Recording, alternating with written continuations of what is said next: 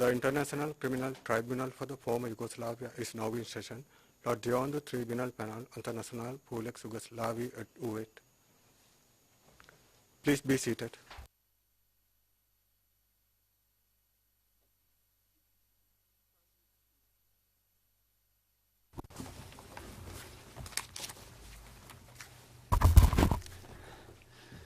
Good afternoon, everyone. Could the registrar call the case, please? Thank you and good afternoon, Your Honors. This is case number IT 95-518T. The prosecutor was Radovan Karadzic. The chamber is sitting today to deliver its judgment in this case. Could we have the appearances, please, for the prosecution? Good afternoon, Mr. President, Your Honors, and good afternoon to all those in and outside the courtroom. Appearing for the prosecution today are Alan Teeger, Hildegard Ertzretzlaff, Ann Sutherland, Carolyn Edgerton, and Katrina Gustafson. Thank you, Mr. Teeger. And Mr. President, I should mention someone we would never have forgotten, and that is our case manager, Mr. Ian Reed. Thank you, Mr. Teeger. For the defense, Mr. Karadzic. Sudac, hvala. A za obranu, gospodine Karadzic? Dobar dan, ekscelencije, dobar dan svima. Danas su pored mene sa mnom moji pravni savjetnici, gospodin Peter Robinson, Goran Petronijević, Marko Sladojević i moji saradnici Aleksandar Vujić i Aleksandar Stevanović. Thank you, Mr. Karadzic. Hvala, gospodine Karadzic.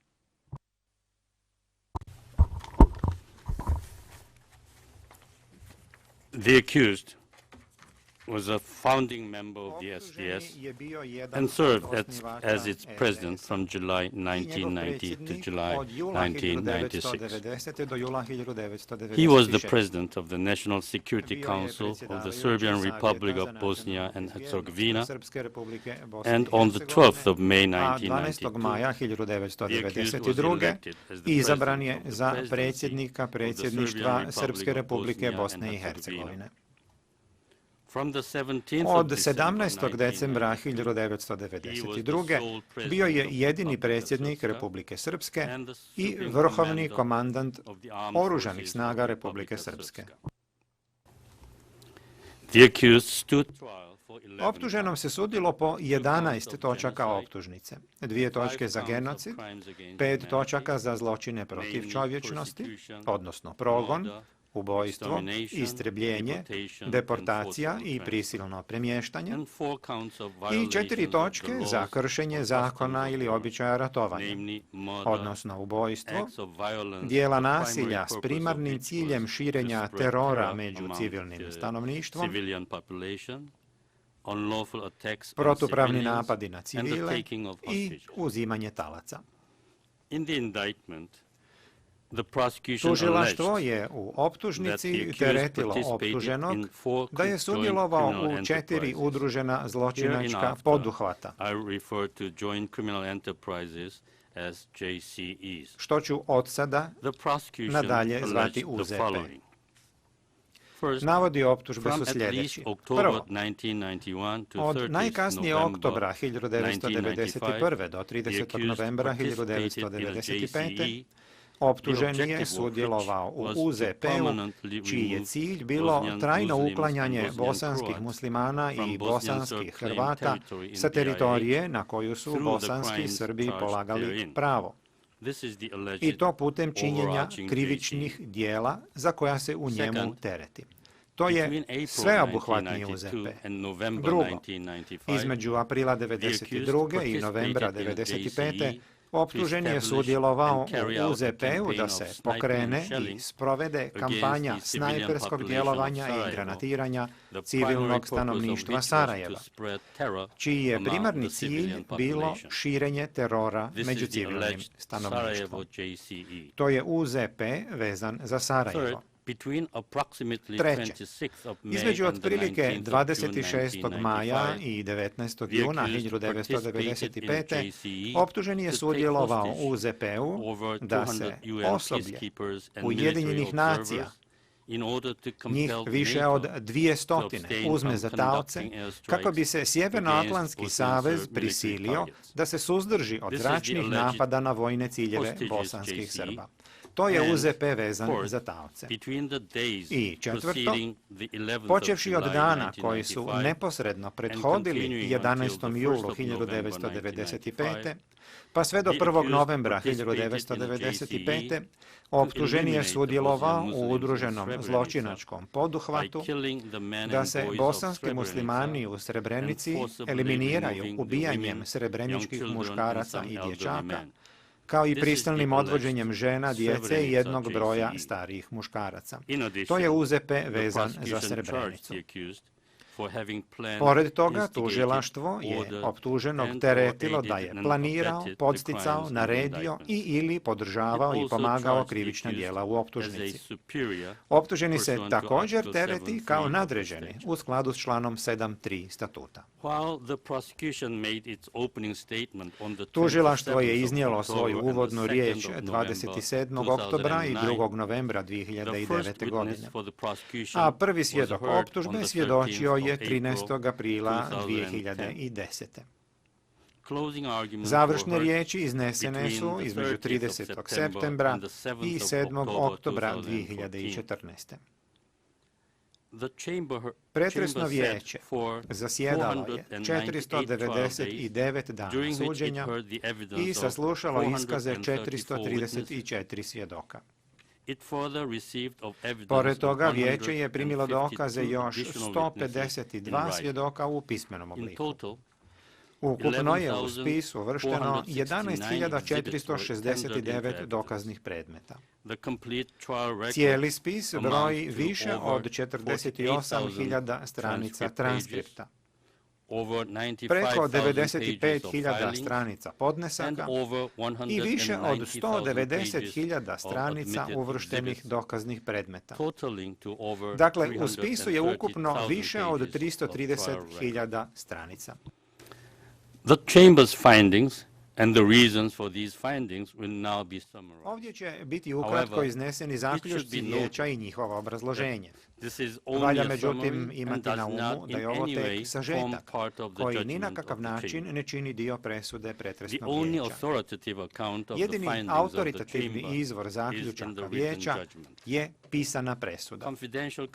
Povjerljive kopije presude bit će podijeljene stranama na kraju ove sjednice, a bit će objavljena i javna redigirana verzija.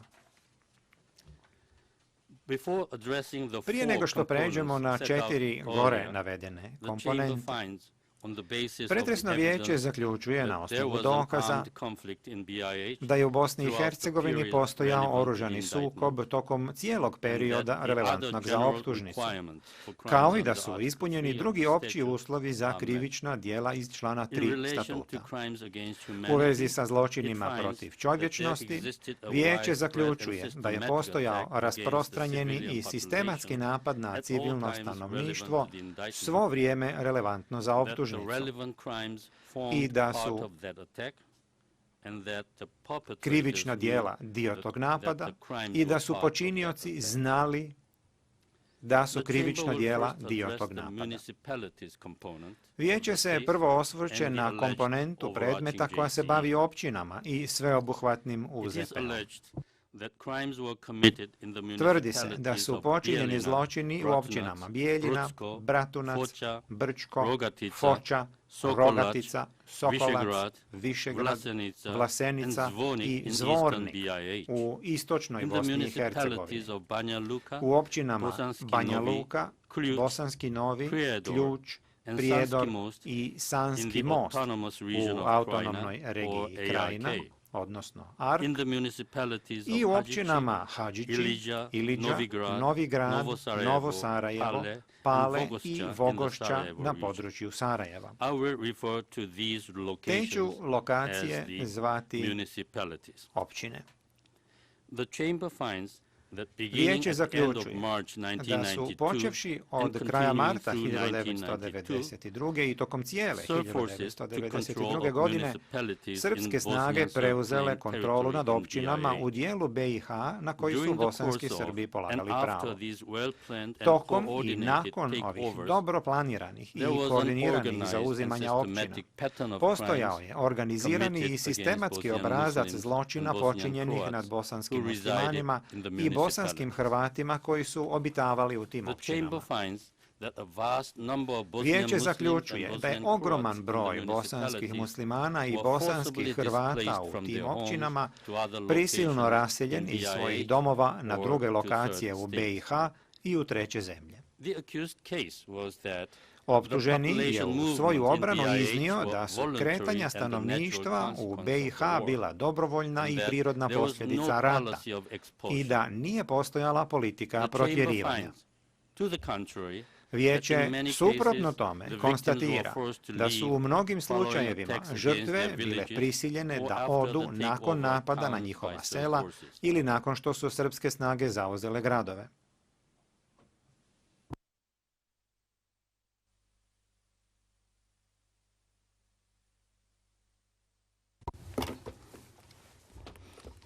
Other victims were first arrested, druge žrtve bile su prvo uhapšene, zatočene u zatočeničkim objektima, a zatim transportirane van općina.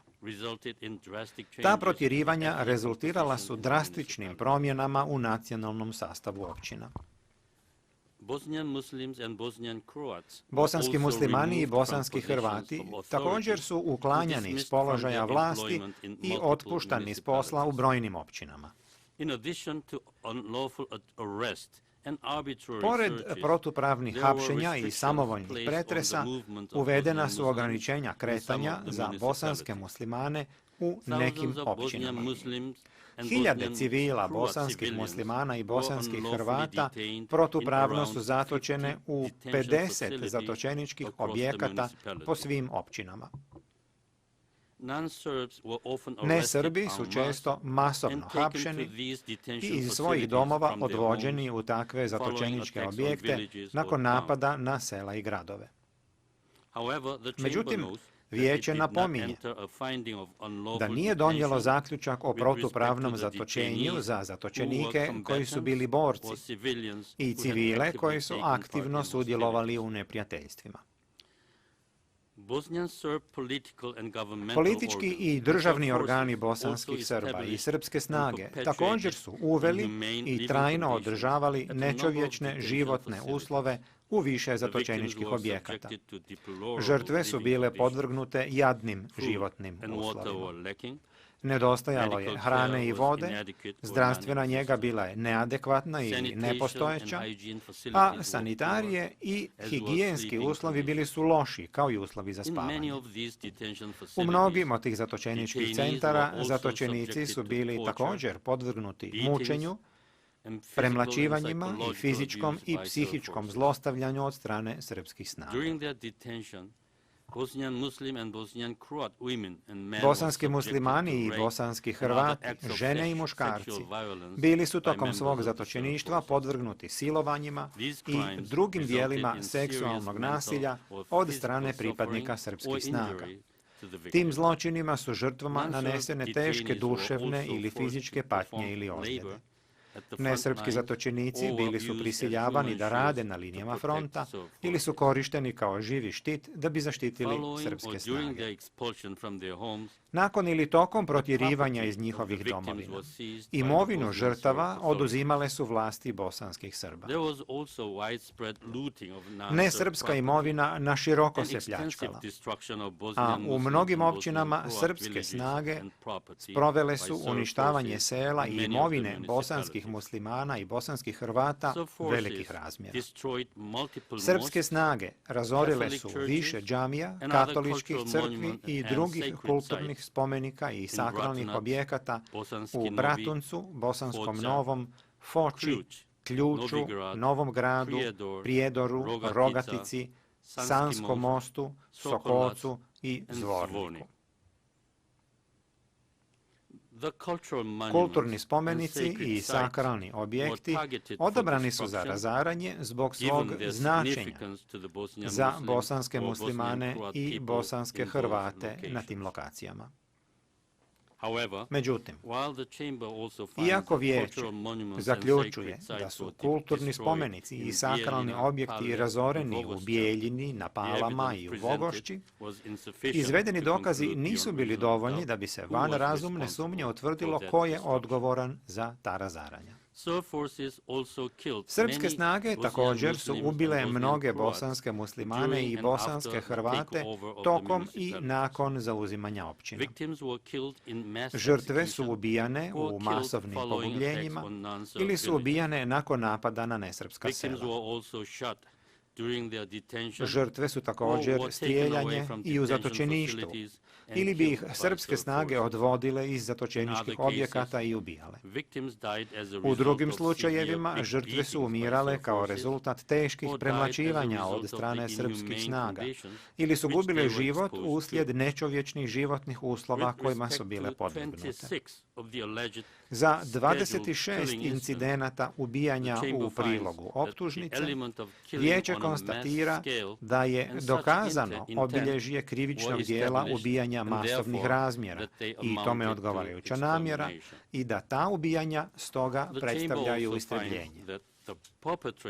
Vijeće također konstatira da su počinioci svoje žrtve u općinama birali na osnovu njihovog identiteta, odnosno zato što su bosanski muslimani i bosanski Hrvati, i da su prema tome ti zločini počinjeni s diskriminatornom namjerom.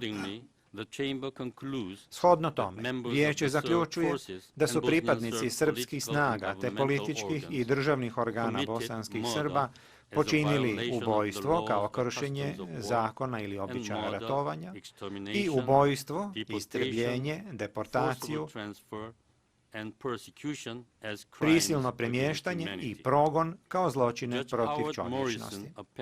Sudac Howard Morrison prilaže suprotno mišljenje u vezi s incidentom u prilogu optužnice B12.2.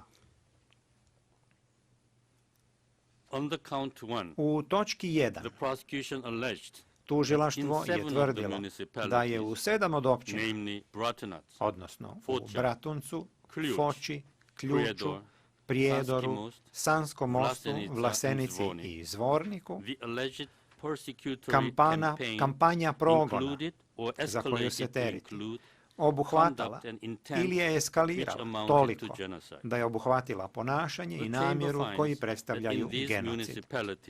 Vijeće konstatira da su u tim općinama pripadnici zaštićenih grupa, to jest bosanski muslimani i bosanski Hrvati, ubijani i podvrgavani teškim tjelesnim ili duševnim povredama i da su prema tome ispunjeni actus reus elementi članova 4.2a i 4.2b statuta. Međutim, kad je riječ o radnjama iz člana 4.2c statuta, iako vijeće konstatira da bosanski muslimani i bosanski Hrvati jesu držani u strašnim uslovima, nije se uvjerilo da dokazi pokazuju da su ti uslovi bili sračunati da dovedu do fizičkog uništenja bosanskih muslimana ili bosanskih Hrvata u tim općinama. Nadalje, vijeće se nije uvjerilo da su radnje koje spadaju pod članove 4.2a i 4.2b statuta sprovedene s genocidnom namjerom, to jest s namjerom da se djelomično unište grupe bosanskih muslimana ili bosanskih Hrvata kao takve. U zaključku, vijeće nije moglo identificirati niti zaključiti da je postojala genocidna namjera kod optuženog, kod onih za koje se tvrdi da su bili pripadnici UZP-a, kao niti kod fizičkih počinjilaca zločina, a nije moglo ni izvesti takav zaključak na osnovu obrasca zločina počinjenih u tim općinama. Analiziravši ukupni korpus dokaza o tom pitanju, Vijeće se nije uvjerilo da je jedini razumni zaključak da je postojala namjera da se djelomično unište grupe bosanskih muslimana i ili bosanskih Hrvata u tim općinama kao takve. Vijeće prema tome nema dovoljno dokaza da van razumne sumnje zaključi da je u tim općinama počinjen genocid. Vijeće se sada okreće odgovornosti optuženog za zločine za koje je zaključeno da su počinjeni u općinama. Suština obrane koju je iznio optuženi bila je da ciljevi rukovodstva bosanskih Srba nisu bili kriminalni i nisu podrazumijevali počinjenje nikakvih zločina. Prema njegovim tvrdnjama, kretanje nesrpskog stanovništva u Bosni i Hercegovini nije bilo rezultat UZP-a, nego posljedica toga što su ljudi dobrovoljno prelazili na područja pod kontrolom svojih nacionalnih grupa. Po tvrdnji optuženog, svaki individualni slučaj prisilnog protjerivanja bio je rezultat mržnje ili osvete i to nikada nije bio cilj rukovodstva bosanskih Srba. Njegova obrana također je sugerirala da su svi počinjeni zločini bili izolirani slučajevi, koje su počinjeli pojedinci, na primjer pripadnici paravojnih formacija, koji su djelovali na svoju ruku, a ne provodeći inkriminirani zajednički zločinački cilj. Prema njegovoj tezi, središnje vlasti bile su neuspješne u svojim pokušajima da ostvare svoj utjecaj na općinskom nivou i u takvom kaosu on nije mogao uraditi više od onog što je uradio. Suprotno tome, pretresno vijeće konstatira da su stvaranje paralelnih političkih i državnih struktura bosanskih Srba, kampanja nasilnog preuzimanja općina i protjerivanje nesrba bili pažljivo koordinirani, da su optuženi i rukovodstvo bosanskih Srba njima upravljali i da su predstavljali njihovu konačnu namjeru. Da bi se ostvarili ti ciljevi, optuženi i rukovodstvo bosanskih Srba objavili su i promovirali precizna uputstva u obliku instrukcija za varijantu A, B i strateških ciljeva. Vijeće je ocijenilo dokaze u vezi s djelima i ponašanjem optuženog i drugih navodnih pripadnika sveobuhvatnog UZP-a u svjetlu sistematskog i organiziranog načina na koji su zločini počinjeni u svakoj od općina.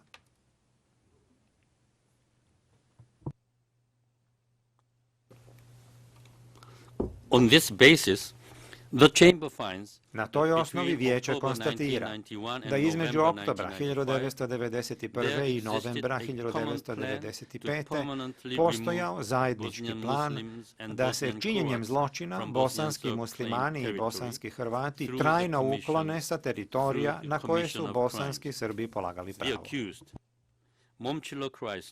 Optuženi, kao i Momčilo Krajišnik, Nikola Koljević, Biljana Plavšić, Ratko Mladić, Mićo Stanišić, Momčilo Mandić, Željko Ražnatović, Arkan i Vojislav Šešelj bili su među onim osobama koje su djelovale na osnovu tog zajedničkog plana i dijelile namjeru za zločine koji su sačinjavali dio plana.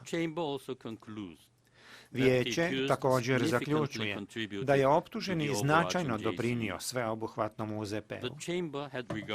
Vijeće je uzelo u obzir utjecaj njegovog ponašanja s obzirom na funkcije i položaje na kojima je bio u predmetno vrijeme. Optuženi je bio od vitalne važnosti u razvijanju i promoviranju ideologije i politike SDS-a i stvaranju paralelnih državnih, vojnih, policijskih i političkih struktura koje su korištane kako bi se uspostavila i održala vlast nad teritorijama na koje su bosanski Srbi polagali pravo i proveo cilj sveobuhvatnog UZP-a.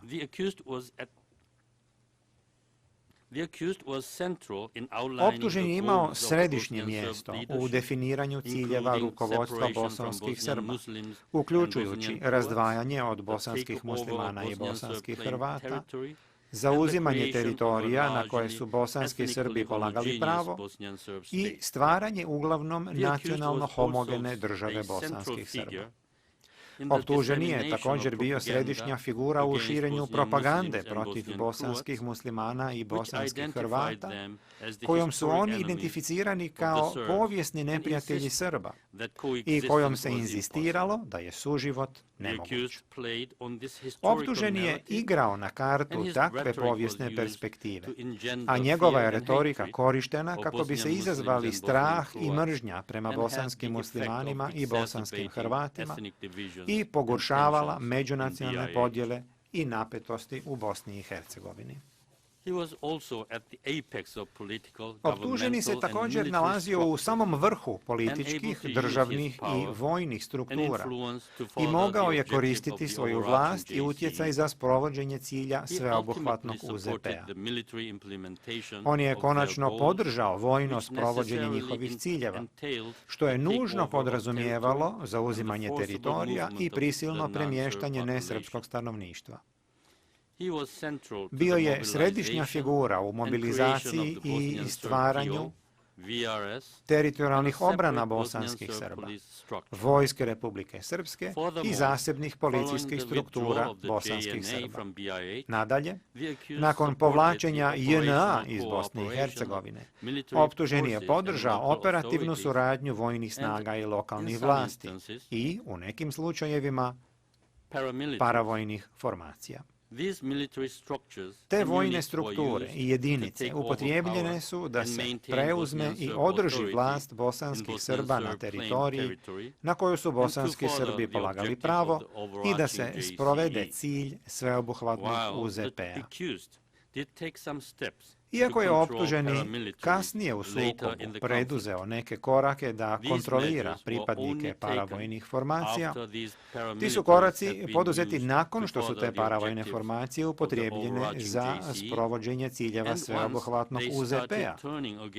I to tek nakon što su se njihovi pripadnici počeli okretati protiv općinskih vlasti bosanskih Srba.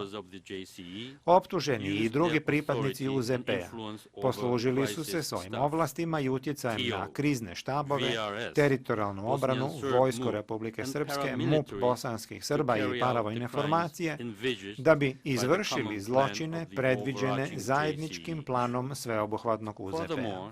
Osim toga, ponekad su paravojne formacije, lokalni Srbi i jedinice JNA, MUP-a bosanskih Srba, teritorijalne obrane i Vojska Republike Srpske djelovali po naređenjima kriznih štabova, koji su bili pod vlašću i utjecajem optuženog, kako bi počinili krivična djela u provođenju zajedničkog plana. Zločini koje su srpske snage počinile u općinama se zato pripisuju pripadnicima UZP-a, odnosno optuženom. Iako su civilni sudovi postojali tokom sukoba, a optuženi je osnovao i vojne sudove, pravosudni sistem funkcionirao je na diskriminatorni način, obraćajući malo pažnje na zločine počinjene nad nesrbima. Propust optuženog da adekvatno vrši svoju vlast, da bi spriječio ili kaznio zločine počinjene protiv nesrba, dao je signal da će se takve kažnjive radnje tolerirati tokom cijelog perioda sveobuhvatnog UZP-a. I to je imalo za efekt ohrabrivanje i olakšavanje zločina koji su bili sastavni dio cilja UZP-a. U isto vrijeme dok je saznavao za zločine počinjene protiv nesrba i nije poduzimao dovoljne korake da ih spriječi ili kazni, optužen je konzistentno i sistematski predstavnicima međunarodnih organizacija, javnosti i medijima davao takve informacije da ih dovede u zabludu o tim zločinima. Svojim poricanjem da srpske snage čine zločine po općinama i svojim prevarantskim prikazivanjem stvarnosti na terenu, stvarnosti koje je istovremeno bio savršeno svjestan. Optuženi je stvorio okruženje u kojem su srpske snage mogle i dalje činiti zločine kroz koje se ostvarivao cilj sveobuhvatnog UZP-a. Optuženi i drugi članovi sveobuhvatnog UZP-a ne samo da su bili obavješteni o nasilnom zauzimanju gradova od strane srpskih snaga, nego su također znali da je to dovodilo do masovnih demografskih promjena putem prisilnog premještanja nesrpskih civila, kao i do etničke homogenizacije, što su oni podržavali.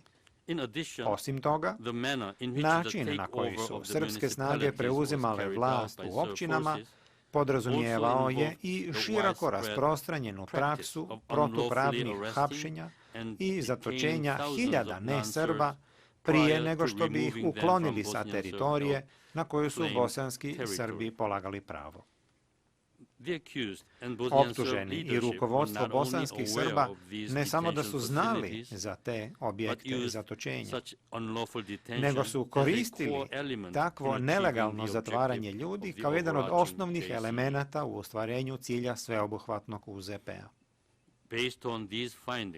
Na osnovu ovih nalaza, pretresno vijeće smatra da je jedini razumni zaključak da su dijela deportacije, prisilnog premještanja i progona bila u namjeri članova sveobuhvatnog UZP-a da posluže ostvarenju cilja tog sveobuhvatnog UZP-a. Radnje u osnovi progona koje su bile namjerne i spadale su u cilj sveobuhvatnog UZP-a bile su prisilno premještanje i deportacija, protupravno zatvaranje, te uvođenje i provođenje restriktivnih i diskriminirajućih mjera. Optuženom i drugim članovima sveobuhvatnog UZP-a namjera za ove zločine bila je zajednička. Pretresno vijeće, međutim, nije se uvjerilo da su druge radnje u osnovi progona, kao i zločini ubojstva i istrebljenje, također bili dio zajedničkog plana, niti da ih je optuženi namjeravao.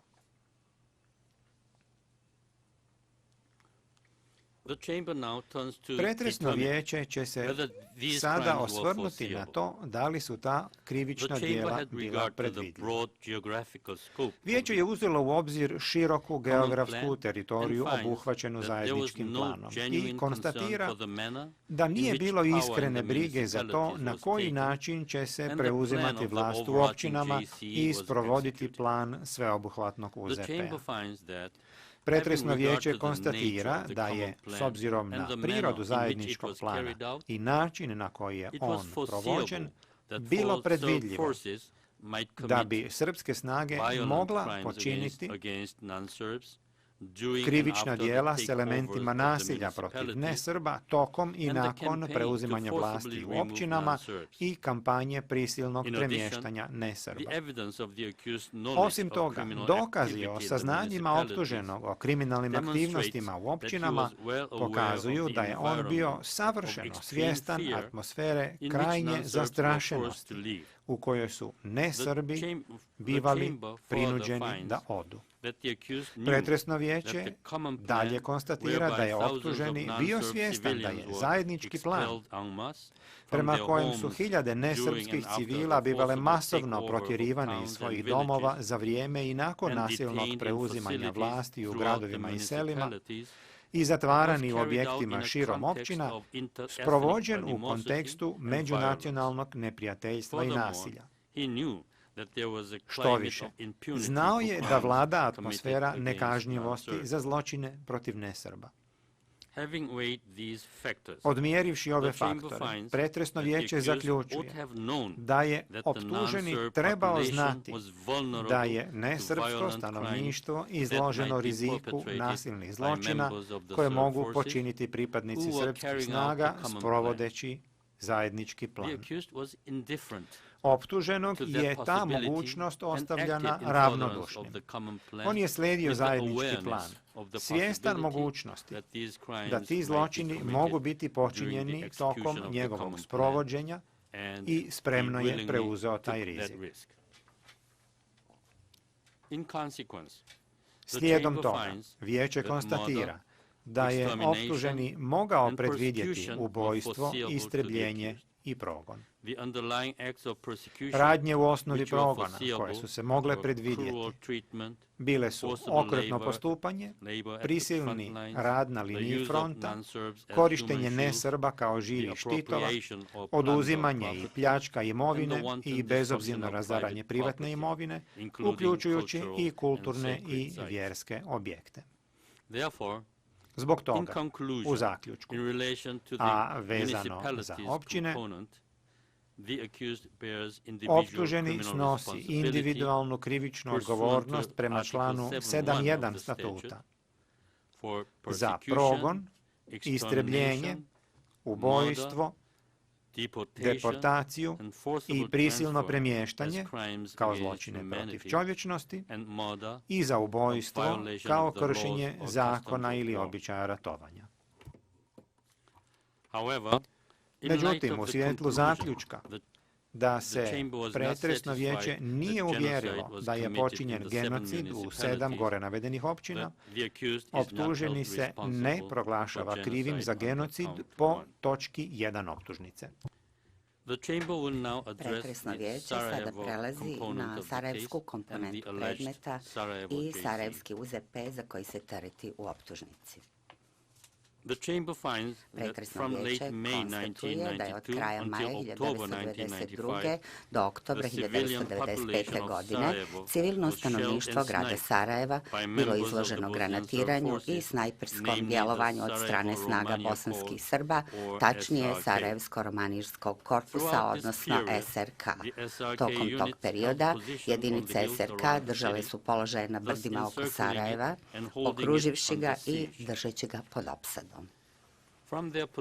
Sa svojih položaja namjerno su pucali po civilima iz snajpera, uključujući i gađanje tramvaja. Ova praksa gađanja civila i snajpera bila je uobičajena i neprekidna.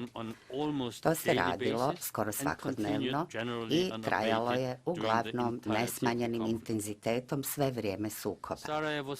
Sarajevski civili bili su gađani iz snajpera dok su išli po vodu, hodali po gradu i vozili se javnim prijevozom.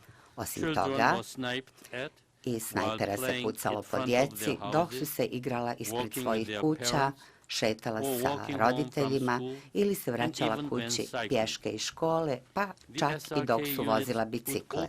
Jedinice SRK otvarale su snajpersku vatru na civile sa mnogobrojnih ozloglašenih lokacija po cijelom gradu, gdje su uspostavile profesionalno izgrađena dugotrajna snajperska gnijezda. Pretresno vijeće je isto tako uvjereno da su počevši od kraja maja 1992. godine jedinice Sarajevsko-romanijskog korpusa hotimično granatirale civilno stanovništvo grada ili otvarale prekomjernu i ili neselektivnu vatru po gradu. Pri tome su koristile veliku količinu teškog oružja, uključujući minobacače od 80 i 120 mm, kao i artiljerijska oruđa, od kojih su sva manje više stalno bila locirana u brdima oko Sarajeva. Na grad su tokom sukoba pale hiljade granata, uključujući i na stambena naselja i civilne objekte, kao što su bolnice, pijace i druga mjesta gdje se okupljalo civilno stanovništvo. Često nije bilo nikakve vojne vrijednosti u metama koje su birale nišandžije Sarajevsko-romanijskog korpusa i vatra se osipala nasumično po cijelom gradu. 1995. godine jedinice SRK su bacile na grad i određeni broj modifikovanih aviobombi, oružja izuzetne razorne moći, koje u to vrijeme još nije bilo propisno ispitano. Zbog toga su ovi napadi modifikovanim aviobombama bili vrlo neselektivni. Ova praksa granatiranja i snajperskog gađanja civila nastavila se preko 3 godine. Imajući u vidu dugo trajanje i karakter te prakse, Pretresno vijeće zaključuje da je namjera jedinica Sarajevsko-romanijskog korpusa i njihovih komandanata bila da gađaju civile i koriste neselektivnu ili prekomjernu vatru po gradu. Pretresno vijeće je zato uvjereno da je Sarajevsko-romanijski korpus provodio kampanju snajperskog djelovanja i granatiranja Sarajeva s namjerom da između ostalog teroriše civilno stanovništvo koje je u njemu živjelo. Vijeće također konstatuje da je u relevantnom periodu uslijed te kampanje u gradu ranjeno i ubijeno na hiljade civila. Nadalje, Pretresno vijeće konstatuje da su svi civili koji su u to vrijeme živjeli u gradu trpjeli silni strah i velike muke jer nikad nisu znali kada će se naći na meti Sarajevsko-romanijskog korpusa. Pretresno vijeće primjećuje da se u izvođenju navedenih zaključaka oslanjalo kako na opšte dokaze vezane za stanje u gradu između 1992. i 1995. godine, tako i na dokaze o konkretnim incidentima granatiranja i snajperskog djelovanja navedenih u prilozima F i G uz optužnicu. Vezano za potonji prilog, Pretresno vijeće zaključuje da je SRK odgovoran za sve incidente osim 3. Naime, nije odgovoran za incidente F5, F7 i G6. Osim toga, sudija Melville Baird prilaže svoje suprotno mišljenje u vezi s incidentom G8. Optuženi je tokom suđenja tvrdio da jedinice SRK nikad nisu gađale civile, već su odgovarale na napade iz grada i pritom se usmjeravale na vojne ciljeve locirane unutar grada. Optuženi je također iznosio argument da je strana bosanskih muslimana granatirala i gađala iz snajpera sopstvene civile, kako bi za to okrivila bosanske Srbe i izazvala intervenciju međunarodne zajednice. Međutim, Pretresno vijeće je u izvođenju navedenih zaključaka odbacilo ove tvrdnje optuženog. Pretresno vijeće prihvata da su rat vodile obje strane, da su dvije zaraćene strane vodile uzajamne borbe tokom cijelog sukoba i da su jedinice Srpsko-romanijskog korpusa gađale i vojno osoblje i vojne položaje protivnika. Međutim, dokazi u ovom predmetu vrve od primjera vatre Sarajevsko-romanijskog korpusa, koja nije bila usmjerena na vojne ciljeve u gradu, već na civilne objekte, kao i od primjera vatre SRK, otvarane nasumično i prekomjerno. Konkretni incidenti navedeni u prilozima za koje je po zaključku Pretresnog vijeća odgovoran SRK su očigledni primjeri takve vatre. Nadalje, neprekidnost snajperskih napada i granatiranja usmjerenih na civilno stanovništvo ne može se objasniti činjenicom da je rat u Sarajevu vođen sa obje strane. Zbog toga je za Pretresno vijeće jasno da su civili ili bili direktna meta SRK, kao što to, na primjer, više nego dovoljno ilustruju snajperski incidenti iz priloga, ili su pak bili izloženi neselektivnoj i prekomjernoj vatri, kao kad je SRK bacao na grad modifikovane aviobombe ili ispaljivao minobacačke granate na lokacije gdje su se okupljali civili.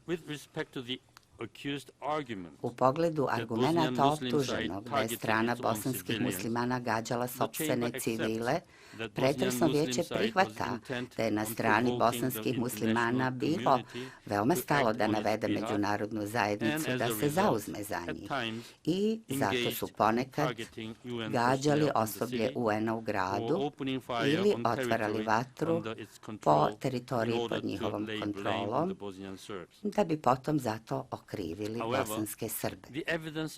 Međutim, dokazi pokazuju da su takvi slučajevi potpuno beznačajni kada se uporede s postojećim dokazima o vatri koju je po gradu otvarao SRK. Kao takvi, oni ne utiču na stav Pretresnog vijeća o praksi SRK da gađa civile u gradu, ni o njihovim neselektivnim i prekomjernim napadima. Pretresno vijeće zbog toga konstatuje da su pripadnici Sarajevsko-romanijskog korpusa počinili ubistvo, protivpravne napade na civile i terorisanje kao kršenje zakona ili običaja ratovanja, te ubistvo kao zločin protiv čovječnosti.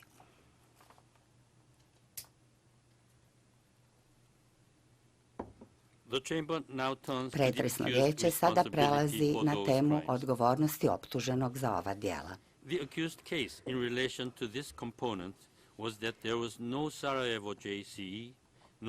Teza odbrane optuženog u odnosu na ovu komponentu jeste da nije postojao sarajevski UZP, niti plan da se započne kampanja snajperskog djelovanja i granatiranja i da nije bilo namjere da se ubija, napada ili teroriše civilno stanovništvo u gradu. Umjesto toga, po riječima optuženog, grad je bio zahvaćen ratom i panični strah stanovništva bio je jednostavno uobičajena posljedica tog rata. Međutim, kao što sam već rekao, neprekidnost snajperskog djelovanja i granatiranja civilnog stanovništva i veliki broj civilnih žrtava u gradu ne mogu se objasniti činjenicom da je u Sarajevu bio rat. Osim toga, Pretresno vijeće je uvjereno da su pojedinačni snajperisti ili snajperske jedinice unutar SRK, isto kao i posede minobacača i artiljerijskih oruđa, svi bili pod kontrolom komande SRK i u krajnjoj liniji glavnog štaba Vojske Republike Srpske. I konačno, od samog početka sukoba u Bosni i Hercegovini, političko i vojno rukovodstvo bosanskih Srba, a naročito optuženi Momčilo Krajišnik, Nikola Koljević, Biljana Plavšić i Ratko Mladić priznavali su i naglašavali važnost Sarajeva za borbu bosanskih Srba i za sukob u BiH. Grad je bio značajan ne samo zbog svoje simbolike i činjenice da bez njega strana bosanskih muslimana ne bi mogla imati funkcionalnu nezavisnu državu, već i zato što je imao poseban značaj za optuženog koji ga je smatrao svojim rodnim gradom. Iz tog razloga željeli su da zauzmu kontrolu nad Sarajevom ili bar dijelovima Sarajeva. To je bio poduhvat kome su bili posvećeni sve vrijeme sukoba i koji se, s obzirom na multietničku prirodu grada, mogao ostvariti samo neprekidnom vatrom, odnosno snajperisanjem i granatiranjem. Shodno tome, Pretresno vijeće konstatuje da je postojao zajednički plan koji je započeo krajem maja 1992. godine i trajao do oktobra 1995. godine i da je potekao od političkog i vojnog rukovodstva bosanskih Srba. Prvenstveni cilj tog plana bio je da širi teror među civilnim stanovništvom Sarajeva kampanjom snajperskog djelovanja i granatiranja. Na osnovu dokaza vezanih za snajperske incidente i incidente granatiranja iz priloga, Pretresno vijeće također smatra nespornim da je ovaj plan uključivao i ubistva, teror i protivpravne napade na civile. Optuženi Ratko Mladić, Stanislav Galić, Dragomir Milošević, Momčilo Krajišnik, Nikola Koljević i Biljana Plavšić činili su grupu osoba koje su djelovale u skladu sa ovim zajedničkim planom i imale zajedničku namjeru za činjenje zločina koji su bili dio tog plana.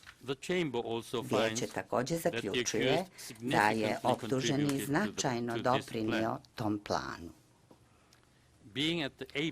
Budući da se nalazio na samom čelu političkih, vojnih i vladinih struktura, optuženi je pružao podršku Mladiću u njegovoj strategiji prema Sarajevu, koja je podrazumijevala pojačavanje intenziteta kampanje snajperskog djelovanja i granatiranja i vojno rješavanje situacije u gradu. Kao vrhovni komandant VRS-a, optuženi je također izdavao ili odobravao vojne direktive koje su se odnosile na Sarajevo, čime je produžio opsadu, dopuštajući da kampanja snajperskog djelovanja i granatiranja traje u nedogled. Pored toga, pošto je imao de jure kontrolu nad SRK-om i VRS-om, koju je neprekidno vršio tokom cijelog sukoba, optuženi je direktno učestvovao u vojnim pitanjima vezanim za Sarajevo i izdao brojna naređenja vezano za njih, kako na strateškom, tako i na operativnom nivou.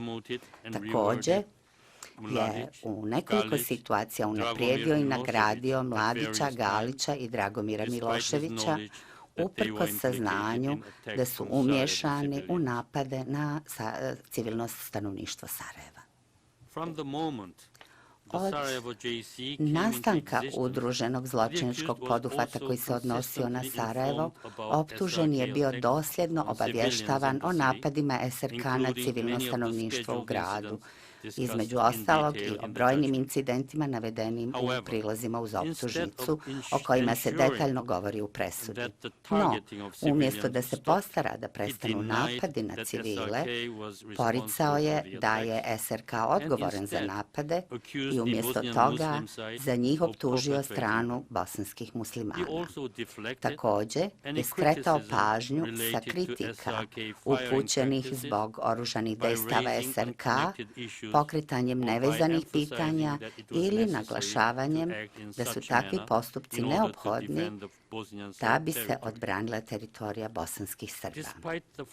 Uprkos funkcionirajućem sistemu vojnog pravosuđa unutar VRS-a i SRK, nije učinjen nijedan jedini pokušaj da se krivično gone vojnici SRK koji su gađali civilno stanovništvo u Sarajevu, što ukazuje na preovlađujući stav nekažnjivosti u SRK.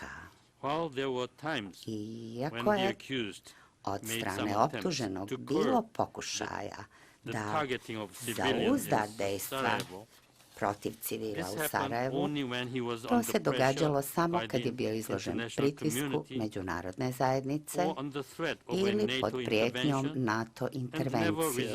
I ti pokušaji nikada nisu doveli do stvarnog kažnjavanja i jednog vojnika Sarajevsko-romanijskog korpusa. Obrnuto, u odsustvu takvog pritiska dopuštao bi da se kampanja snajperskog djelovanja i granatiranja ponovo intenzivira. Kampanju bi intenzivirao i kada bi rukovodstvo bosanskih muslimana odbilo da prihvati mirovne sporazume pod uslovima koje je on diktirao. Vijeće je stoga uvjerenja da je optuženi koristio kampanju snajperskog djelovanja i granatiranja, čiji je cilj bilo širenje terora među civilnim stanovništvom Sarajeva kao sredstvo pritiska na rukovodstvo bosanskih muslimana i međunarodnu zajednicu kako bi postigao svoje političke ciljeve. Na osnovu svega toga, vijeće zaključuje, kao i za Mladića, Galića i Dragomira Miloševića, da je doprinos optuženog udruženom zločinačkom poduhvatu u vezi sa Sarajevom bio toliko bitan da se bez njegove podrške napadi Sarajevsko-romanijskog korpusa na civilno stanovništvo u gradu ne bi ni izvršili. Vijeće također smatra da jedini razuman zaključak koji se može izvesti na osnovu tih dijela i propusta optuženog, kao i na osnovu njegovih izjava koje su detaljno navedene u presudi, jeste da je namjeravao da izvrši ubistvo, protivpravni napad na civilno stanovništvo i da se širi teror, te da je tu namjeru dijelio sa ostalim članovima Sarajevskog UZP-a. Shodno tome, u vezi sa Sarajevskim UZP-om, optuženi snosi individualnu krivičnu odgovornost u skladu sa članom 7.1 statuta za ubistvo, protivpravni napad na civilno stanovništvo i za širenje terora kao kršenje zakona ili običaja ratovanja i za ubistvo kao zločin protiv čovječnosti.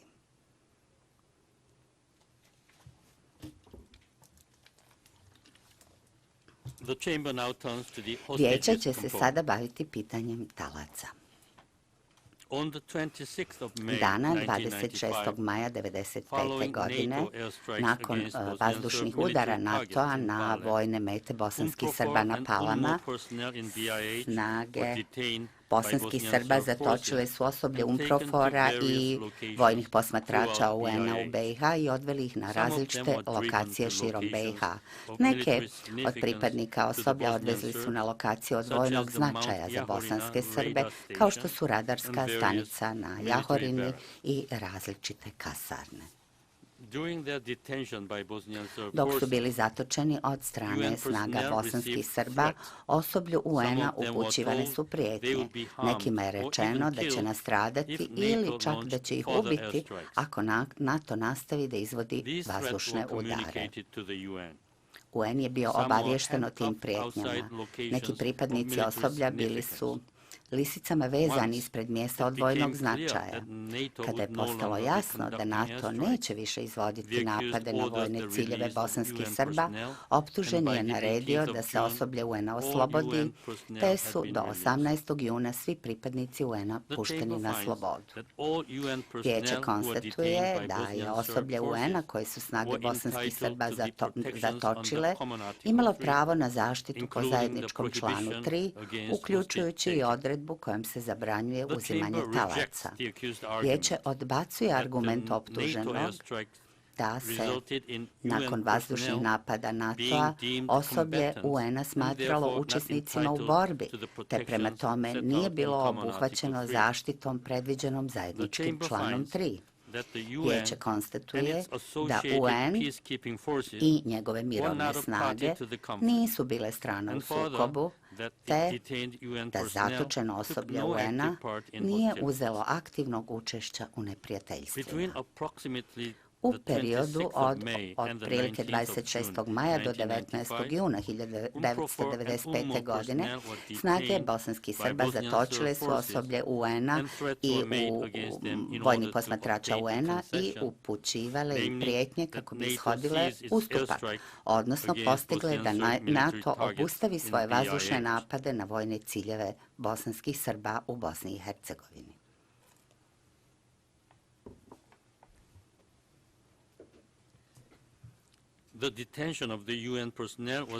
Osoblje UN-a namjerno je zatočeno s ciljem da se ostvari taj ustupak.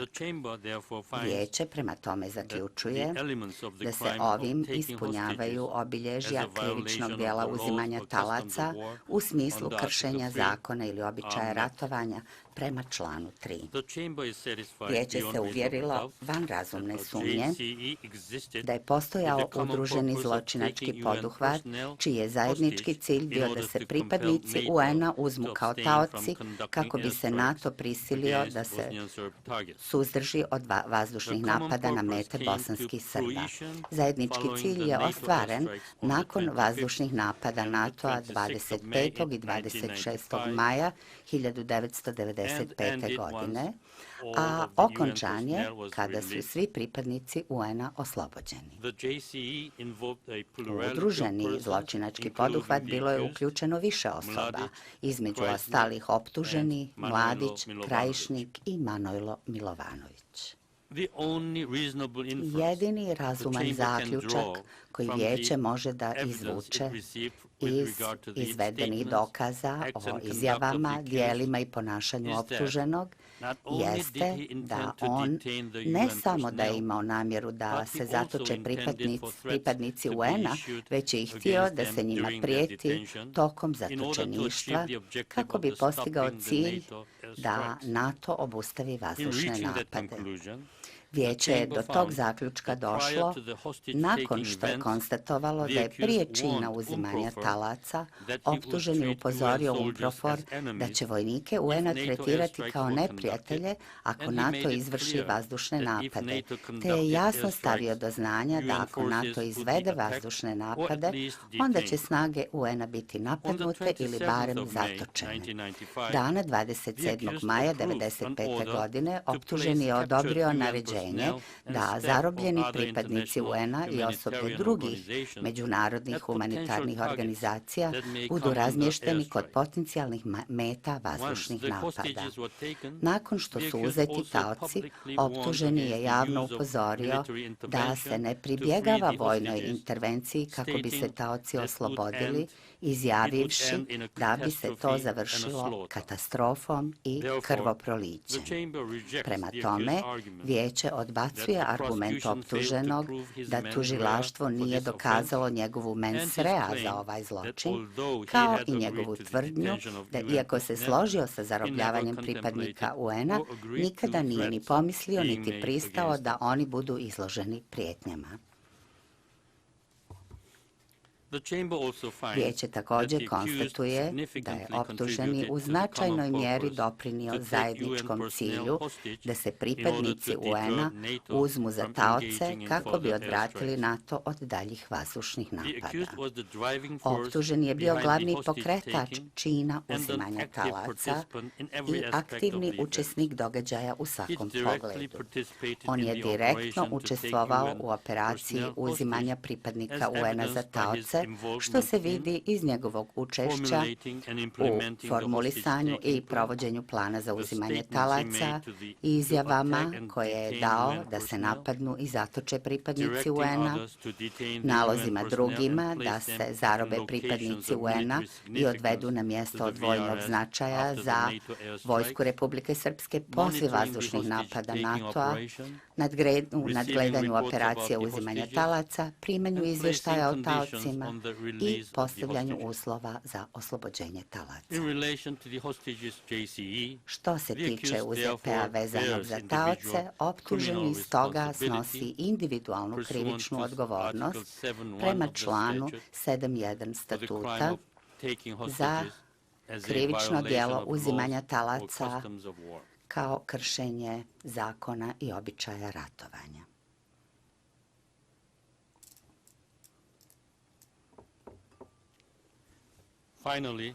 Konačno, vijeće će razmotriti dio predmeta koji se odnosi na Srebrenicu. Kao što je vijeće ranije zaključilo, već početkom oktobra 1991. postojao je zajednički plan da se bosanski muslimani i bosanski Hrvati trajno uklone sa područja na koja su pravo polagali bosanski Srbi. Početkom 1993. godine, nakon niza napada bosanskih Srba na obližnja sela, uključujući Cersku i Konjević polje, stanovništvo bosanskih muslimana pobjeglo je u Srebrenicu, koja je 16. aprila 1993. godine proglašena zaštićenom zonom. U martu 1995. optuženi je izdao direktivu broj 7, naredivši Drinskom korpusu da se, citiram, stvore uslovi totalne nesigurnosti, nepodnošljivosti i besperspektivnosti daljeg opstanka i života mještana u Srebrenici, završen citat. Nakon izdavanja direktive 7, intenzivirale su se restrikcije u odnosu na humanitarnu pomoć i konvoje za snabdijevanje UNPROFOR-a, što je dovelo do katastrofalnih uslova u Srebreničkoj enklavi. Dana 2. jula, nekoliko dana nakon posjete optuženog komandi Drinskog korpusa, komandant Drinskog korpusa Milenko Živanović izdao je naređenje o aktivnim borbenim dejstvima s ciljem smanjivanja enklava Srebrenica i Žepe na njihova gradska područja. Snage bosanskih Srba su otpočele aktivna borbena dejstva 6. jula, a 9. jula optuženi je saznao da su stvoreni povoljni uslovi za proširenje napada prema Srebrenici. Optuženi je to odobrio i naredio zauzimanje Srebrenice. Krajem dana, 11. jula, grad je pao u ruke bosanskih Srba. Snage bosanskih Srba pozvale su sve one koji su ostali u gradu da napuste svoje kuće. Mladić se okrenuo prema TV kamerama i izjavio, citiram, "I napokon došao je trenutak da se Turcima osvetimo na ovom prostoru." Kraj citata. Bosansko-muslimansko stanovništvo već je ranije tokom dana pobjeglo zbog neprekidnog granatiranja grada. Ogromna većina vojno sposobnih muškaraca formirala je kolonu i pješke napustila enklavu u pokušaju da stigne do Tuzle, dok su žene, djeca i stariji muškarci otišli na sjever, u bazu UN-a u Potočarima. Tokom bijega, grupa koja se kretala prema bazi UN-a bila je izložena granatiranju. Humanitarna situacija u Potočarima također je bila katastrofalna. U noći između 12. i 13. jula bosanski muslimani koji su se okupili u Potočarima čuli su pucnjavu u blizini. Neki su vidjeli pripadnike snaga bosanskih Srba kako premlačuju i seksualno zlostavljaju bosanske muslimane. Neke bosanske muslimane odveli su pripadnici snaga bosanskih Srba i ti ljudi se nikada nisu vratili. Sve te okolnosti uzete zajedno pogoršale su strah i paniku koja je prožimala atmosferu u Potočarima. Te večeri i sljedećeg jutra Mladić je pozvao pripadnike UNPROFOR-a i predstavnike bosansko-muslimanskog stanovništva u Potočarima na 3 sastanka u hotelu Fontana u Bratuncu kako bi razgovaralo o njihovoj sudbini. Za vrijeme jednog od tih sastanaka Mladić je predstavniku bosanskih muslimana rekao da je htio da dobije, citiram, "jasan stav, da li želite da opstanete, ostanete ili nestanete. U vašim rukama je sudbina vašeg naroda, ne samo na ovom prostoru." Kraj citata. Međutim, tokom noći, Mladić, Živanović i zamjenik komandanta Drinskog korpusa Radislav Krstić mobilizirali su ogroman broj autobusa da sljedećeg dana dođe u Bratunac. Na 3. i posljednjem sastanku u hotelu Fontana održanom narednog jutra, Mladić je odavao utisak da će se poštovati želje predstavnika bosanskih muslimana, ali je i natuknuo da oni nemaju drugog izbora nego da odu ako žele da prežive.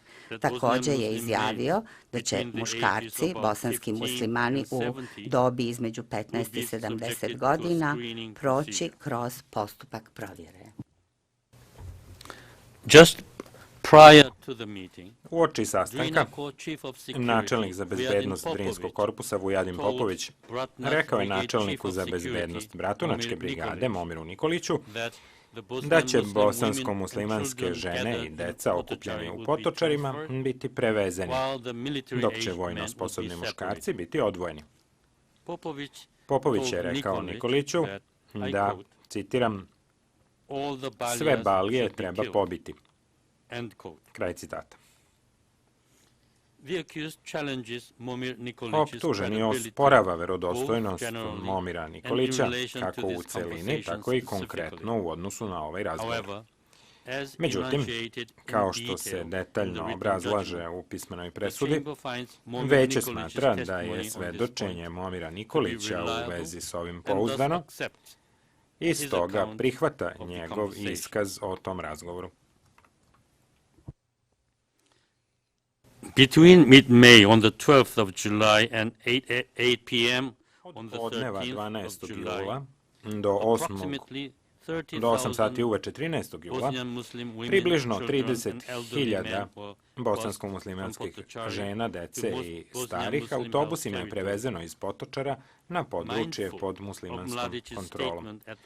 Uzimajući u obzir Mladićeve izjave na sastancima u hotelu Fontana, pretresno veće konstatuje da je zbir okolnosti usled nametanja restrikcija na humanitarnu pomoć u skladu s direktivom 7, napada na Srebrenicu, kao i atmosfere u Potočarima, stvorio takvo okruženje prinude da bosanski muslimani nisu imali drugu realnu alternativu osim da napuste enklavu.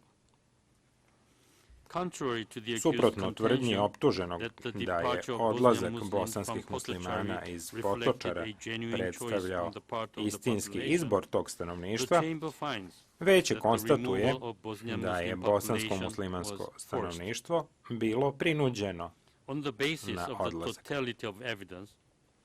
Na osnovu uvida u celokupne dokaze, a posebno imajući u vidu rekviriranje ogromnog broja autobusa koje se odvijalo dok su snage bosanskih Srba konsolidovale svoju kontrolu nad bosanskim muslimanima okupljenima u Potočarima, Veće zaključuje da kada je Srebrenica pala, dugoročna strategija da se bosanski muslimani uklone iz Srebrenice počela je da se pretvara u konkretan zajednički plan da se oni eliminišu.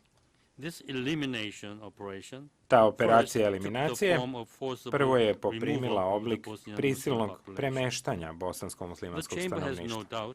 Veće ne sumnja da je Mladićev nastup na sastancima u hotelu Fontana bio puki paravan s namerom da se prikrije činjenica da je već postojao konkretan plan da se iz Srebrenice prisilno uklone bosansko-muslimanske žene, deca i stariji ljudi vozilima koje su ranije bila rekvirirane. Imajući u vidu sveobuhvatno delovanje u stvaranju okruženja i konačnom zauzimanju Potočara od strane snaga bosanskih Srba, kao i operaciju ogromnih razmera sa autobusima, Veće je uvereno da su Ratko Mladić, Milenko Živanović, Radislav Krstić, Vujadin Popović i Svetozar Kosorić delili zajednički cilj da se eliminišu bosanski muslimani u Srebrenici tako što će se prisilno ukloniti žene, deca i stariji muškarci.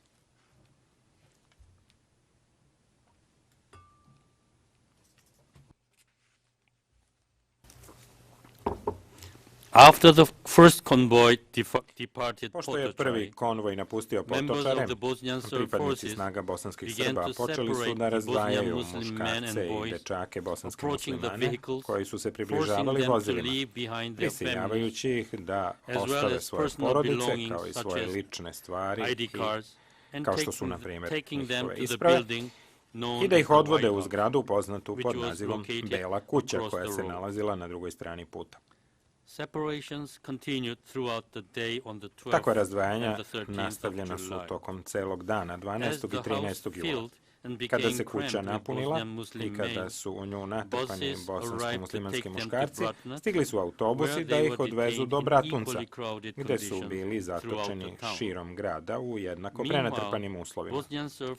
U međuvremenu, snage bosanskih Srba počele su da primaju informacije o koloni muškaraca bosanskih muslimana, koji su pokušavali da stignu do Tuzle i počeli su da preduzimaju korake da im zasedama ili granatiranjem prepreče put.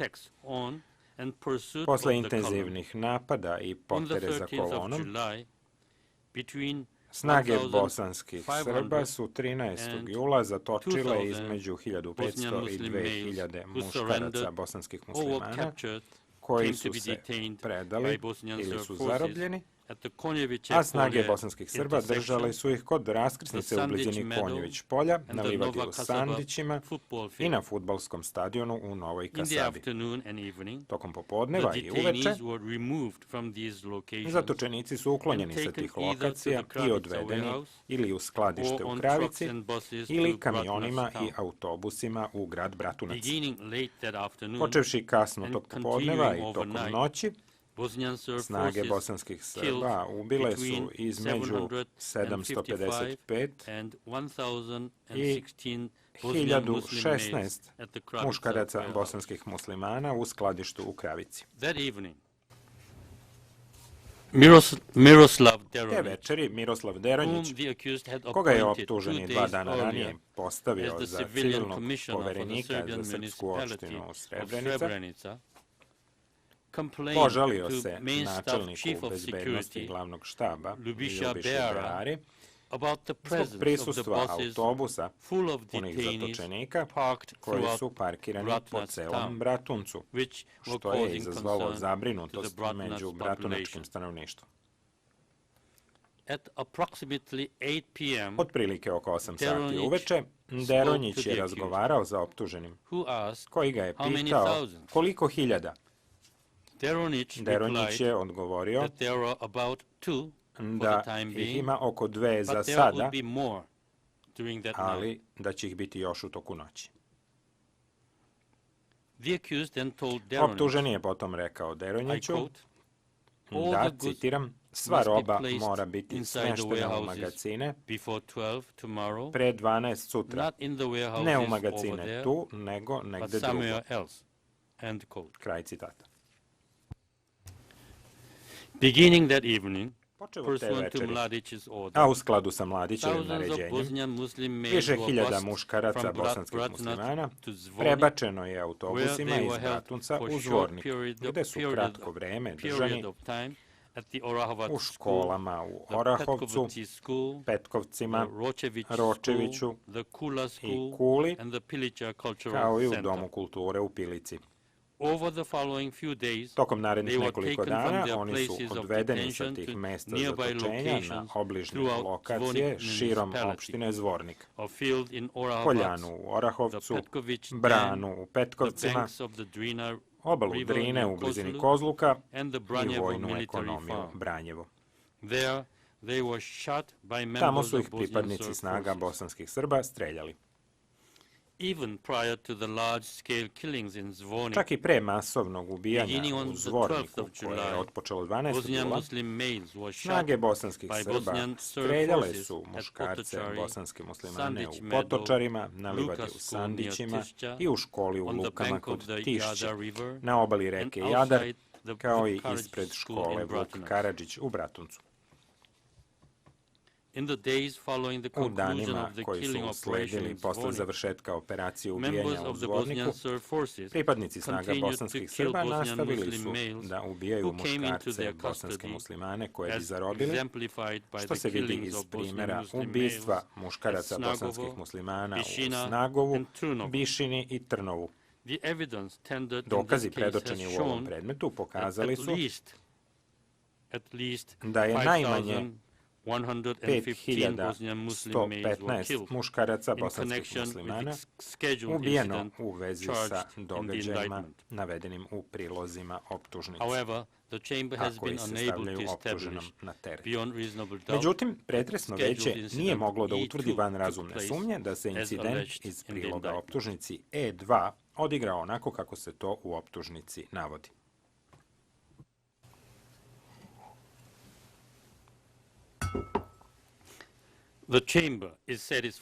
Pretresno veće se uverilo da su ova ubijanja obavljana na sistematski način i na osnovu dobro organizovanog plana.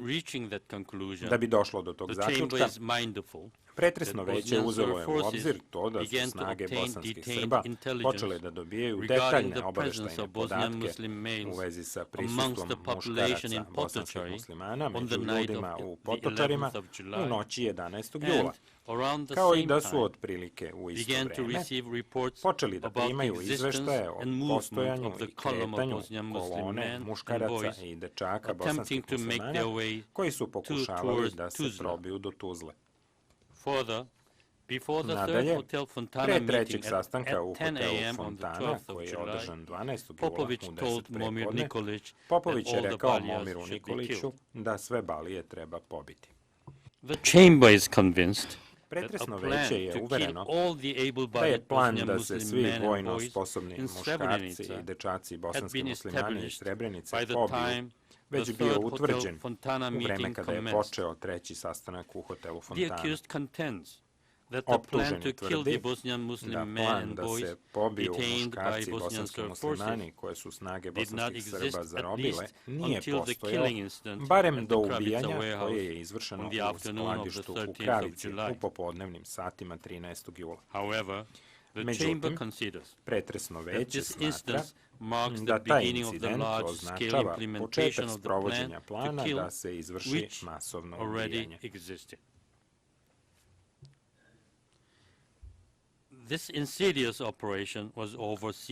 Ovu podmuklu operaciju na terenu je nadgledao i sprovodio veliki broj oficira Vojske Republike Srpske na svim nivoima komandne hijerarhije, od glavnog štaba do pripadnika bataljona koji su bili u sastavu Zvorničke i Bratunačke brigade.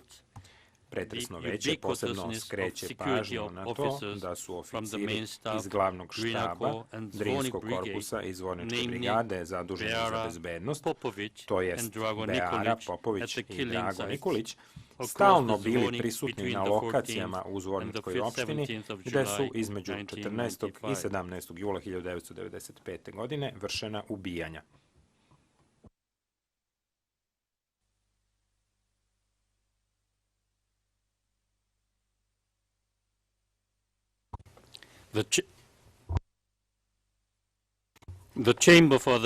Pretresno veće nadalje konstatuje da ta složena operacija ubijanja ne bi bila moguća bez ovlašćenja i naredbi komandanta VRS-a Mladića.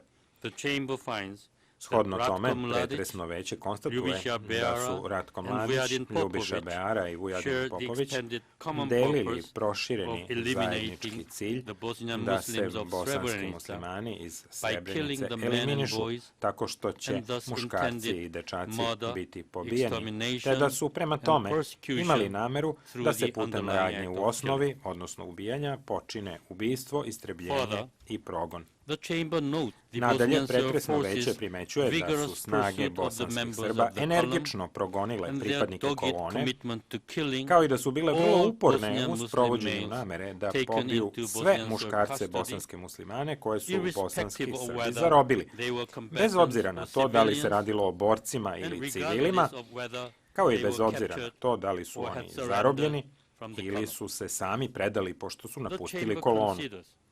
Pretresno veće smatra da to, u kombinaciji sa načinom na koji je ubijanje izvršeno, kao i sa sistematskom i dobro organizovanom prirodom tog ubijanja, pokazuje jasnu nameru da se vojno sposobni muškarci, muslimani iz Srebrenice svi do jednog pobiju.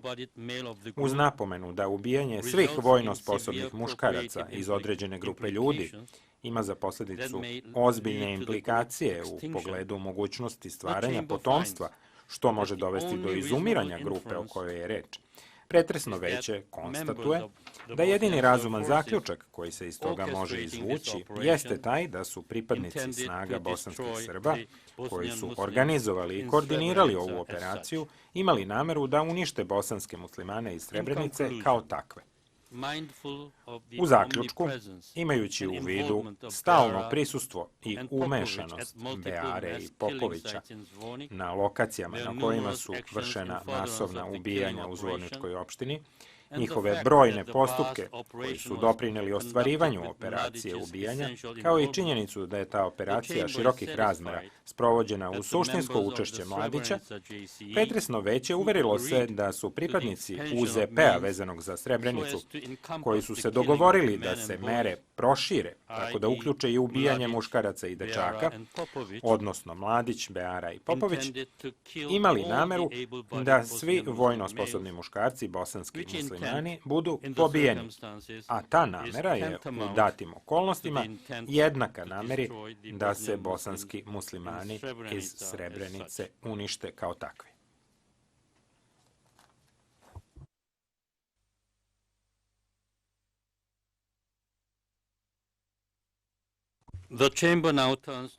Veće sada prelazi na odgovornost optuženog za zločine za koje je utvrđeno da su počinjeni u delu predmeta koji se odnosi na Srebrenicu. Optuženi priznaje da je odobrio prvobitni plan da se Srebrenička enklava smanji i da se potom zauzme nebranjeni grad Srebrenica. Ali tvrdi da se u tom planu nikada nije razmatralo pogubljenje zarobljenika bosanskih muslimana. Optuženi izričito tvrdi da nikada nije bio obavešten o tim ubijanjima. Pretresno veće je utvrdilo da su najkasnije u vreme izdavanja Direktive 7 u martu 1995. godine optuženi i Mladić osmislili dugoročni plan koji je imao za cilj da se bosanski muslimani na kraju prisilno uklone iz Srebrenice i smatra da to što je optuženi uspostavio strukture bosanskih Srba u Srebrenici pokazuje nameru da se bosansko-muslimansko stanovništvo trajno i prisilno ukloni iz tog grada. U svom zaključku, pretresno veće napominje da je tokom trajanja operacija oko Srebrenice optuženi dobijao informacije putem različitih kanala, uključujući tu i kontakte sa visokim oficirima VRS-a, kao što su Milan Gvero i Zdravko Tolimir, kao i sa Živanovićem 11. jula noću i sa Mladićem u popodnevnim satima 13. jula. Optuženi se također 2 puta sastao sa Tomislavom Kovačem iz MUP-a Republike Srpske, koji je 13. jula uveče i 14. jula tokom dana boravio na području Bratunca i Srebrenice. Optuženi je također dobijao redovne pismene izveštaje od mnogih sastava snaga bosanskih Srba, uključujući tu i dnevne borbene izveštaje VRS-a, iz kojih se vidi da su snage bosanskih Srba primetile relativno mali broj vojno sposobnih muškaraca bosanskih muslimana u Potočarima, a opisuju se i akcije koje su snage bosanskih Srba preduzele u okviru potere za kolonom.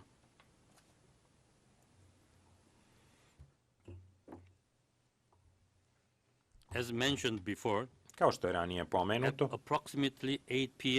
oko 8 časova uveče 13. jula optuženi je razgovarao sa Deronjićem, koji mu je kao civilni poverenik za Srebrenicu bio direktno odgovoran. Razgovaralo se o sudbini više hiljada zarobljenih muškaraca bosanskih muslimana koji su u to vreme držani u Bratuncu. Uprkos činjenici da tokom tog razgovora nisu eksplicitno pominjali ubijanje zatočenika, optuženi i Deronjić govorili su u šiframa, nazivajući zatočenike robom, koja se mora smestiti u magacine pre 12 sutra. Šta više, pretresno veće podsjeća da su odmah posle tog razgovora Beara i Deronjić raspravljali o tome gde zatočenike treba pobiti, a ne da li to treba učiniti. Stoga je jasno da je u tom trenutku već bila doneta odluka da se zatočenici pobiju. A Deronjić se pozvao na autoritet optuženog da bi ubedio Bearu da prihvati njihovo prebacivanje u Zvornik. Pretresno veće smatra da taj razgovor zajedno sa potonjim postupcima optuženog van razumne sumnje pokazuje saglasnost optuženog da se cilj proširi tako da uključi ubijanje muškaraca bosanskih muslimana.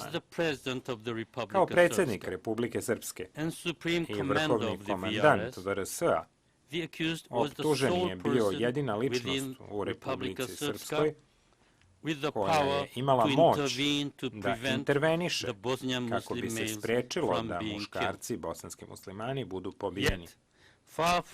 A ipak optuženi ne samo što nije intervenisao kako bi sprečio da uopšte dođe do ubijanja, nego je lično naredio da zatočeni muškarci bosanski muslimani, koji su u to vreme bili držani u Bratuncu, budu prebačeni na druga mesta da bi bili ubijeni. Oni su nakon toga zaista odvedeni u Zvornik i pobijeni. U potpunosti upoznat sa operacijom ubijanja koja je bila u toku, optuženi je 14. jula proglasio ratno stanje na području opštine Srebrenica Skelani, što je u praksi dopustilo oružanim snagama raspoređenim u zoni odgovornosti Drinskog korpusa da koriste sve ljudske i materijalne resurse, a da pritom ne moraju da se pridržavaju komplikovanih pravila procedure, što je olakšalo sprovođenje operacije ubijanja koja je bila u toku. Na osnovu sveukupnih dokaza, pretresno veće zaključilo je da je optuženi delio prošireni zajednički cilj da se muškarci bosanski muslimani iz Srebrenice pobiju i da joj je značajno doprineo. Pretresno veće sada će razmotriti pitanje da li je optuženi učestvovao u UZP-u vezanom za Srebrenicu sa namerom da se bosanski muslimani iz Srebrenice unište.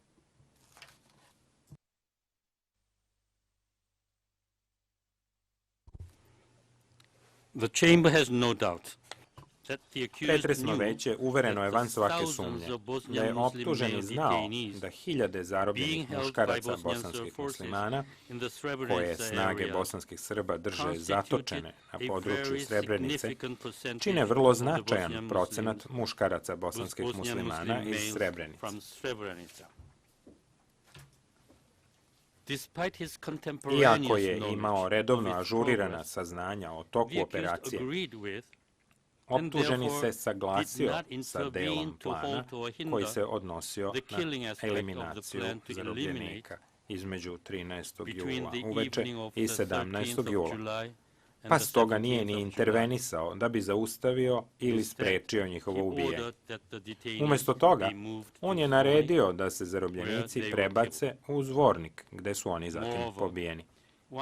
Šta više, kada je Pandurević 16. jula izvestio da je otvorio koridor da bi omogućio prolazak pripadnicima kolone koji još uvek nisu bili zarobljeni niti su se predali, Milenko Karišik je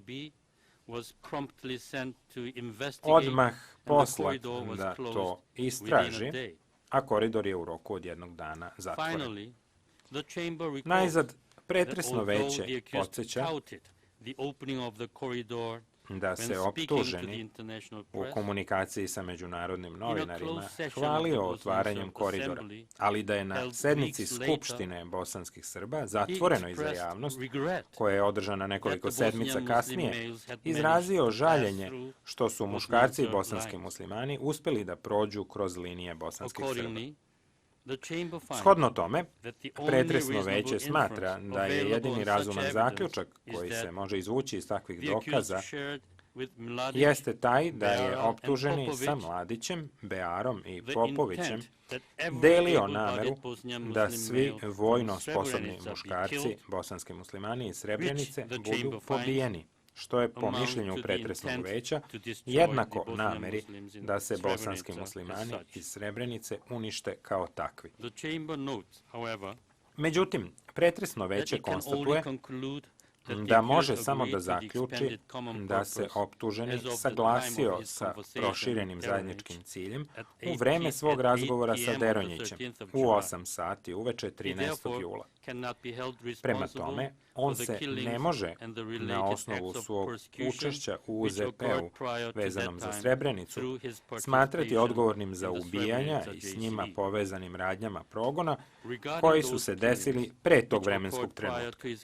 Što se tiče ubijanja koja su se odigrala pre njegovog razgovora sa Deronjićem 13. jula uveče, Veće smatra da je optuženi znao ili je imao razloga da zna da su njegovi potčinjeni posle pada Srebreničke enklave počinili zločine i da je propustio da u svom svojstvu vrhovnog komandanta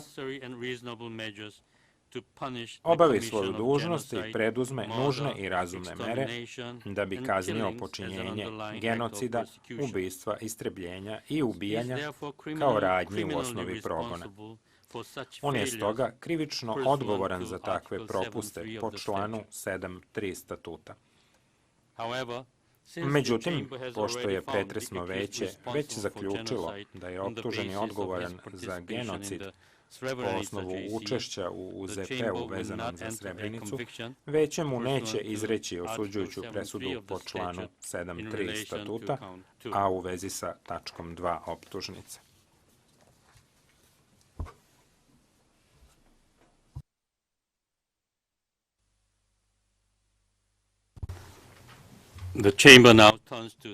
Veće sada prelazi na odmeravanje kazne. Prilikom odmeravanja odgovarajuće kazne koju će izreći optuženom, pretresno veće imalo je u vidu posebnu težinu krivičnih dela za koja je utvrdilo da je optuženi za njih odgovoran, kao i značajan doprinos koji je on dao njihovom činjenju. Ta dela spadaju među najteža krivična dela u međunarodnom krivičnom pravu i uključuju istrebljenje kao zločin protiv čovečnosti i genocid. Kad je o olakšavajućim okolnostima reč, optuženi je izneo dokaze u vezi sa dogovorom za koji on tvrdi da ga je sklopio sa Richardom Holbrookom u julu 1996. godine, a po kome se on povukao sa javnih i stranačkih funkcija, kao i iz javnog života, što je po njegovom mišljenju podrazumevalo da za uzvrat neće biti krivično gonjen pred ovim međunarodnim sudom. Pretresno veće smatra da odluka optuženog iz jula 1996. godine da se povuče sa javnih i stranačkih funkcija, bez obzira na razlog ili razloge zbog kojih je doneta, predstavlja olakšavajuću okolnost. Veće je takođe uzelo u obzir i druge argumente optuženog, kao što su njegovo izražavanje žaljenja, njegovo dobro vladanje u pritvorskoj jedinici Ujedinjenih nacija i njegove privatne okolnosti. Što se tiče kumulativnih osuđujućih presuda, veće smatra da je u onim slučajevima gde se incidenti koji se odnose na ubijanje preklapaju, ubistvo kao zločin protiv čovečnosti obuhvaćeno istrebljenjem, pa u vezi sa tim incidentima nije optuženom izreklo osuđujuću presudu po tački 5 optužnice. Za sve preostale utvrđene incidente koji se odnose na ubijanje, pretresno veće izriče osuđujuću presudu za ubijstvo kao zločin protiv čovečnosti. To, međutim, ne utiče na osuđujuću presudu za ubistvo kao kršenje zakona i običaja ratovanja po članu 3 statuta, koju nije nedopušteno izreći kumulativno uz presudu za ubistvo ili istrebljenje kao zločin protiv čovečnosti.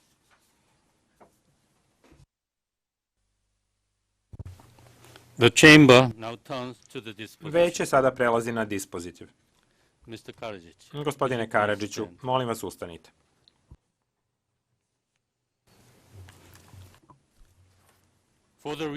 Iz razloga sažeto iznetih u toku ovog zasedanja, pretresno veće je, pošto je saslušalo sve dokaze koje su izneli tužilaštvo i odbrana, utvrdilo da vi, Radovane Karadžiću, niste krivi po tački 1, genocid, a da ste krivi po sledećim tačkama optužnice. Tačka 2. Genocid. Tačka 3. Progon kao zločin protiv čovečnosti. Tačka 4. Istrebljenje kao zločin protiv čovečnosti. Tačka 5. Ubistvo kao zločin protiv čovečnosti. Tačka 6. Ubistvo kao kršenje zakona ili običaja ratovanja. Tačka 7. Deportacija kao zločin protiv čovečnosti. Tačka 8. Nehumana dela, prisilno premeštanje kao zločin protiv čovečnosti. Tačka 9. Širenje terora kao kršenje zakona ili običaja ratovanja. Tačka 10. Protivpravni napadi na civile kao kršenje zakona ili običaja ratovanja. I tačka 11. Uzimanje talaca kao kršenje zakona ili običaja ratovanja. Pretresno veće osuđuje vas, Radovane Karadžiću, na jedinstvenu kaznu od 40 godina zatvora. Izvolite sesti, gospodine Karadžiću. Optuženi se nalazi u pritvoru od 21. jula 2008. godine i u skladu sa pravilom 101c pravilnika ima pravo da mu se vreme koje je do sada proveo u pritvoru uračuna u izdržavanje kazne. U skladu sa pravilom 103c pravilnika, optuženi će ostati u pritvoru Međunarodnog suda sve dok se ne privede kraju organizovanje njegovog transfera u državu u kojoj će izdržavati kaznu. Sudija Howard Morrison i sudija Melville Baird prilažu svoja delimično suprotna mišljenja. Sednica je završena. Molimo, ustanite.